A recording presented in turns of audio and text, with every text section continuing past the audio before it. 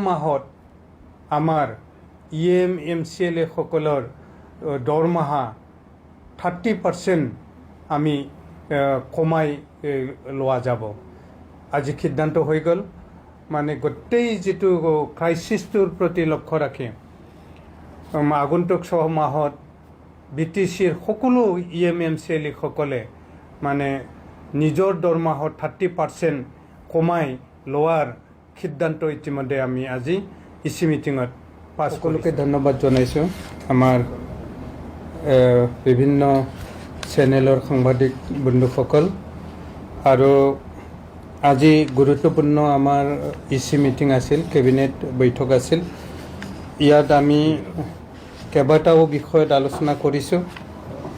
এতিয়া আমি তাৰে ভিতৰত আমি সিদ্ধান্ত লৈছোঁ BTCৰ ভিতৰত মাৰ্কেটছ এণ্ড ফেয়াৰ বিভাগত আমি নতুনকৈ কেইবাটাও কেটেল মাৰ্কেট স্থাপন কৰিম, আৰু বন্ধ হৈ থকা যিখিনি কেটেল মাৰ্কেট আছিল সেইবিলাকক খোলাৰ কাৰণে ইতিমধ্যে আমি আজিৰ কেবিনেট বৈঠকে সিদ্ধান্ত ল'লে। আৰু আমি ইয়াৰ ভিতৰতে আমাৰ যিখিনি লেণ্ড আৰু লেণ্ড ৰেভিনিউ ৰিলেটেড যিবিলাক কিবা আছিল বিষয় আছিল মাটি সম্পৰ্কত, আমি মাটি আমাৰ যিটো লেণ্ডলেছ মানুহ পট্টা দিয়াৰ কাৰণে যিবিলাক কথা আমি যোৱা নিৰ্বাচনৰ আগত কোৱা হৈছিল, কমিট কৰা হৈছিল, তাৰ ওপৰত বিতংভাৱে আমি আলোচনা কৰিছোঁ।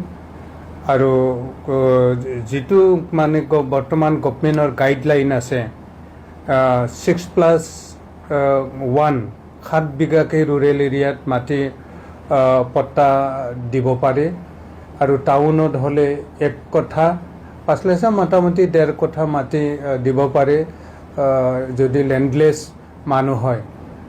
তেওঁলোকক মানে কেটেগৰীবিলাক কেনেকৈ আমি চিনাক্ত কৰিম, লেণ্ডলেছ মানুহ হয় নে নহয়, এই সকলোবিলাক হেৰি কৰাৰ কাৰণে আমি একোটা জোন কৰি পেলাই আমি কমিটি বনাই গোটেই বিষয়বস্তুটো চোৱাৰ কাৰণে লেণ্ড এণ্ড ৰেভিনিউ ডিপাৰ্টমেণ্টৰ আণ্ডাৰত আমি তেনেকুৱা জোনেল কমিটি গঠনৰ সিদ্ধান্ত লৈছে। ইতিমধ্যে চিৰাঙত, কোকৰাঝাৰত এই কমিটিবিলাক গঠন হৈছে, আৰু বাকী আমি ওদালগুৰি, তামোলপুৰ, বাক্সা এইবিলাকতো কৰিম।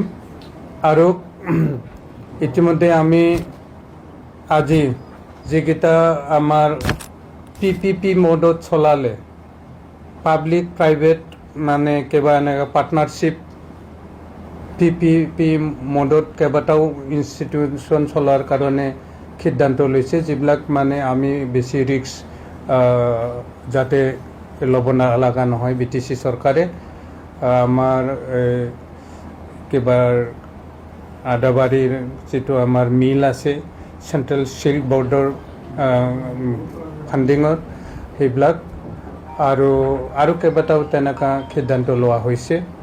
আৰু যিটো আমাৰ IT পাৰ্ক ইতিমধ্যে বিবেকানন্দ কেন্দ্ৰ আমি হেৰি কৰিছোঁ, লিজত দিছোঁ। তেওঁলোকে আৰু এটা মানে ইয়াত ডিজিটেল কিবা অনলাইন এক্সাম চেণ্টাৰ এটা বনোৱাৰ কাৰণে আবেদন ৰাখিছে। গতিকে আমি তেওঁলোকক বিবেকানন্দ কেন্দ্ৰকে এই অনলাইন এক্সামিনেশ্যন চেণ্টাৰ বনোৱাত হেৰি কৰিছে। তেওঁলোকে আমাক আৰু এনাডাৰ ৰেভিনিউ এটা পাৰ্ট এগ্ৰিমেণ্ট কৰিব, তেনেকৈ দিয়া হ'ল। তো আৰু আটাইতকৈ চিৰিয়াছ আজিৰ EC মিটিঙত লোৱা সিদ্ধান্তটো হ'ল বৰ্তমান যিটো মানে মিডল ইষ্ট এছিয়াৰ আমাৰ চাউথ এছিয়াৰ যিটো যুদ্ধ, আমেৰিকা, ইৰাণ আৰু ইজৰাইলৰ মাজত যিটো যুদ্ধ লাগি আছে, যিটো হুৰমুজ ষ্ট্ৰেইটৰ যিখিনি আমাৰ গেছ, তেল টেংকাৰবিলাক আহি আছিল, সেইটো বন্ধ হোৱাৰ ফলত যি মানে আৰ্থিক সংকট দেখা দিছে, যিটো ক্ৰাইচিছ, পেট্ৰল, ডিজেল বা গেছৰ যিটো ক্ৰাইচিছ হ'ল, সেইবিলাক ক্ৰাইচিছ হোৱাৰ পিছত যিটো মানে হেৰিটোৰ অভাৱনীয়ভাৱে আমাৰ বস্তু বাহানিৰ দাম বৃদ্ধি হ'ল। ডিজেল পেট্ৰলৰ দাম বাঢ়িল, ডিজেলৰ দাম বঢ়াৰ লগে লগে খাদ্য বস্তুৰ দাম বাঢ়াৰ মানে ইতিমধ্যে আৰম্ভ হৈছে। এটা মানে ইকনমিক ক্ৰাইচিছ এটা আমাৰ দেশতো আৰম্ভ হৈছে।